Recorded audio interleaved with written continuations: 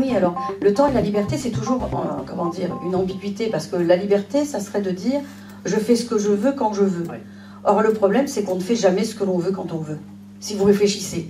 C'est toujours conditionné, soit parce que vous avez une famille, et donc vous vous êtes mis un peu à disposition des uns et des autres, soit parce que vous avez votre employeur qui vous a donné du travail en plus, soit parce que justement vous devez aussi respecter les lois, donc on a mis des règles dans la cité, ce qui fait que partout nous sommes dans la contrainte en réalité. Mais il y a une manière de la prendre, cette contrainte, comme quelque chose de libérateur. C'est-à-dire qu'une fois qu'on a intégré les règles de la cité, une fois qu'on a installé sa vie, et qu'on en a fait un peu, je sais pas, même un lieu de nombreuses activités, c'est pas un problème, eh bien on a après ça une sorte d'autonomie qui se dégage. Et l'autonomie, c'est le moment où on est libre sous la contrainte. Et là, c'est important. Je pense que c'est le temps vraiment conçu philosophiquement comme étant libérateur, l'autonomie. D'ailleurs, c'est ce que tout le monde redoute de perdre, l'autonomie. Alors, vous avez étudié la question du temps dans notre monde occidental. Je voudrais savoir comment on appréhende le temps, je ne sais pas, en Asie par exemple. Est-ce que c'est très différent dans d'autres contrées? Oui, c'est différent parce que nous sommes dans une société du plein. Il nous faut du plein, il nous faut toujours quelque chose. L'emploi du temps, il faut qu'il soit complet. Et presque, il y a des gens qui stressent s'il y a des plages libres. Donc, on a un temps qui se délite. En plus, il faut penser qu'avec nos ordinateurs, lorsque nous finissons notre semaine de travail, bien souvent, on emporte avec soi du travail encore à faire. Ce qui fait qu'on n'est jamais totalement libre. C'est-à-dire qu'on a toujours avec soi un petit truc à faire. Alors on dit toujours, ça ne sera pas long, mais n'empêche que ça prend du temps. On se rend compte aussi qu'il y a de plus en plus d'impatience. Si on vous envoie un mail un matin et qu'à midi vous n'avez pas répondu, on en refait un autre. On en refait un autre où on vous annonce qu'on vous a squeezé. Puisque tu n'as pas répondu, j'ai fait plutôt appel à un tel. Donc il y a une pression qui est mise en permanence par rapport à ça, et qui fait que le temps devient, comment dire, celui de l'obligation permanente. Je ne me rappelle plus votre question. Comment ça se passe ailleurs? Parce qu'on a forcément notre culture en Asie, notre philosophie en Afrique par exemple. Voilà. Mais voilà, ça c'était pour montrer notre modèle. En Asie, il faut savoir que les gens travaillent aussi. Ils sont pas dispensés du travail. Et bien souvent aussi, comme ils sont beaucoup plus nombreux que nous, le travail, il n'est pas toujours intéressant parce qu'on a divisé les tâches pour que le plus grand nombre ait quelque chose à faire. Mais ils ont une mentalité et une philosophie de la vacuité, du silence et du vide. Et ça, c'est quelque chose que nous ne savons pas faire, en gros, ce rapport à la vacuité. C'est-à-dire, les choses pleines sont pleines quand elles doivent l'être, et si les temps sont vides, eh bien, au contraire, c'est des temps dans lesquels on se repose, on se détend, on se met à distance, et on appréhende la vie complètement différemment.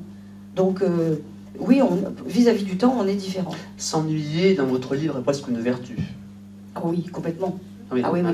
Ben oui, parce qu'il faut savoir s'ennuyer. Il faut savoir prendre le temps de s'ennuyer. Pourquoi? Parce que d'abord, l'ennui, c'est quelque chose qui vient normalement quand on s'y attend pas. Ensuite, ça s'installe et on se dit, pourvu qu'il se passe quelque chose pour que je puisse sortir de cette situation. D'autant plus que bien souvent, on a presque de la culpabilité. Parce qu'on a plein de choses à faire, on ne sait pas par quoi commencer, et finalement, le temps va passer sans qu'on ne fasse rien. Mais en même temps, on se rend compte qu'après coup, c'était bénéfique parce qu'on s'est ressourcé, c'était bénéfique parce qu'on a pensé à autre chose, et peut-être même on a été créateur dans sa pensée, dans son imaginaire, de ce que l'on fera dans quelques jours ou dans quelques mois. Donc quelque part, l'ennui nourrit. Et quand on était enfant, enfin moi je me souviens en étant enfant, m'être parfois ennuyé, et je me rends compte aujourd'hui que pour les enfants, on leur met des emplois du temps absolument abominables. Un coup on les met au sport, après on les met à la musique, après à la peinture, etc.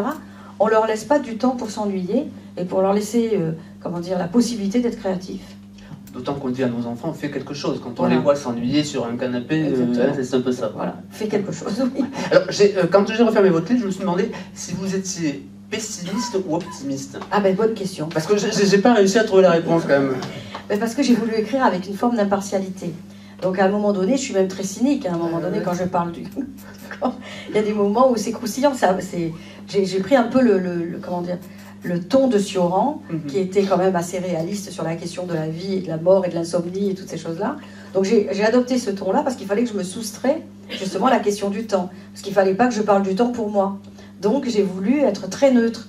Et comme je suis partie de l'Antiquité jusqu'à nos jours, et que finalement j'ai voulu montrer les modèles du temps, y compris le temps de la Terre avec la géologie. On en parle très rarement en philosophie, et très peu connaissent Lyell, qui était celui qui a lancé la science justement de la Terre en disant on va plus faire référence à la Bible pour dire l'histoire de la Terre, on va rentrer dans la géologie. C'est une rupture énorme, c'est au 19e siècle. Et au même moment, on avait Darwin, Lamarck, qui posaient leurs théories.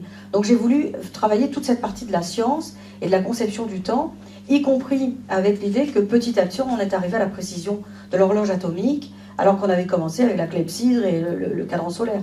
Donc tout ça, c'était important de le rappeler. Après, je suis rentrée dans l'idée du temps, dans la conscience. Comment je vis le temps, comment je fais l'épreuve du temps, justement quand je m'ennuie, ou quand j'appréhende demain, quand je suis dans l'impatience, ça me semblait intéressant.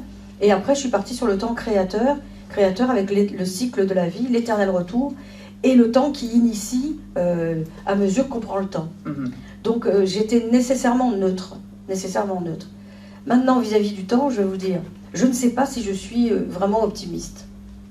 Mais comme je suis quelqu'un qui aime rire, en fait, oui. J'ai considéré qu'il fallait que ce soit optimiste. Ouais. Voilà.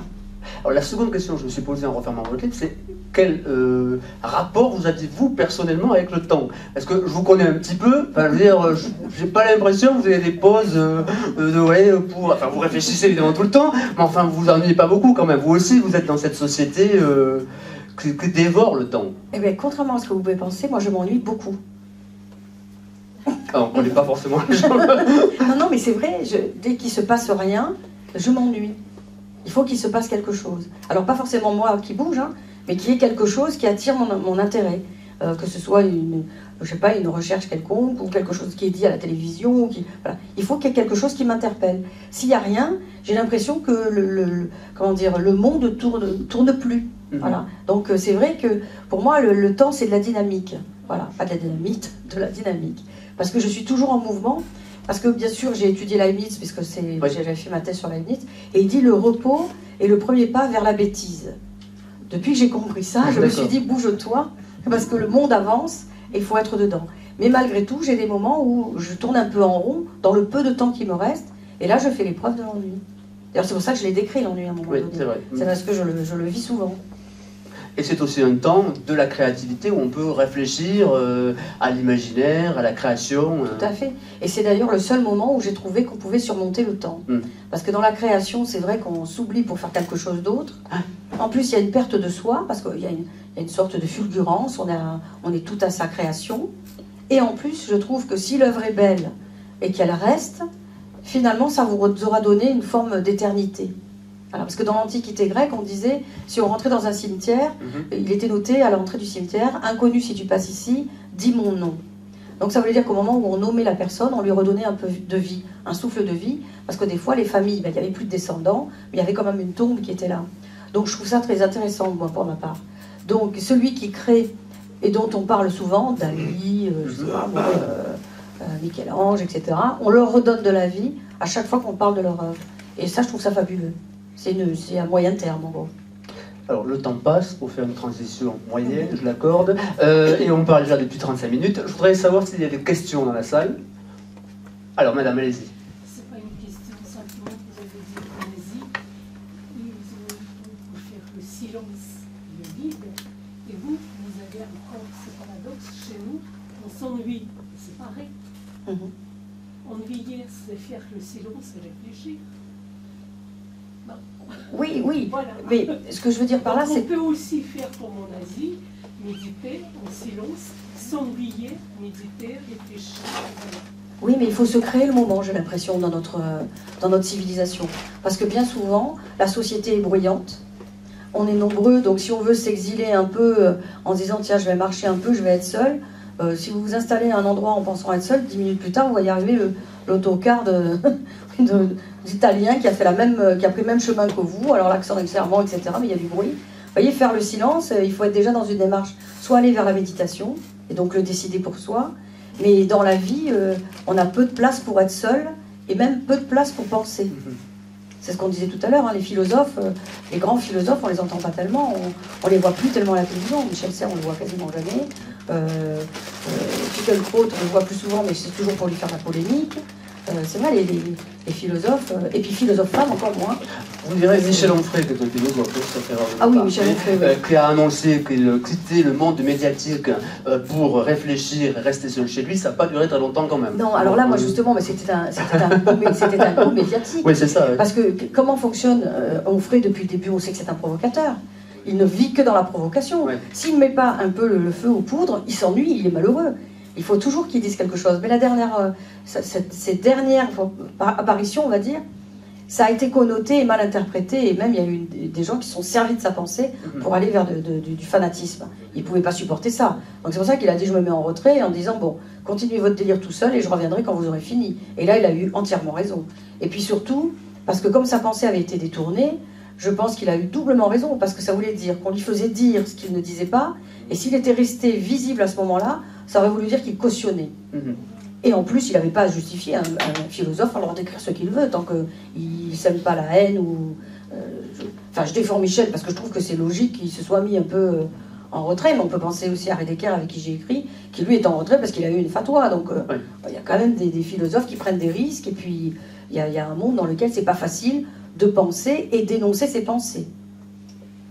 D'autres questions ou des commentaires?